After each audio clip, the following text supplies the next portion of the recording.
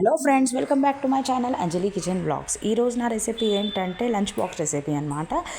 చామగడ్డ tomato curry. So చామగడ్డ tomato curry చేసుకోనికి ఇక్కడ నేను చామగడ్డలు ఉడకపెట్టేసుకున్నాను. దానిపైన పొట్టు తీసేసిన తర్వాత టమాటా, కొత్తిమీర ఆనియన్స్ కట్ చేసుకొని ఇక్కడ ఒక ప్యాన్లో కొంచెం ఆయిల్ వేసుకొని ఫస్ట్ ఆనియన్స్ని బాగా ఫ్రై చేసుకున్న తర్వాత ఉప్పు, అల్లం వెల్లిపాయ పేస్ట్ వేసుకున్న తర్వాత దాంట్లో కారం, పసుపు వేసి ఇందులో ఏ మసాలాలు యూస్ చేయకుండా ఓన్లీ కారం, పసుపు, ఉప్పు వేసేసుకొని దాని లోపల టమాటా, దాని తర్వాత మన చామగడ్డ అందులో యాడ్ చేసేసుకొని కొంచెం తగిన వాటర్ పోసుకొని రెడీ చేసుకోవాలి. అంతే.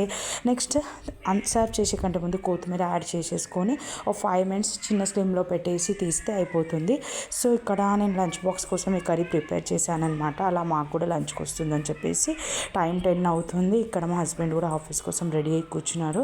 ఆయన కోసం లంచ్ బాక్స్ బాబు కూడా ఇచ్చుకుంటూ వెళ్తాడని చెప్పేసి వెయిట్ చేస్తున్నారు.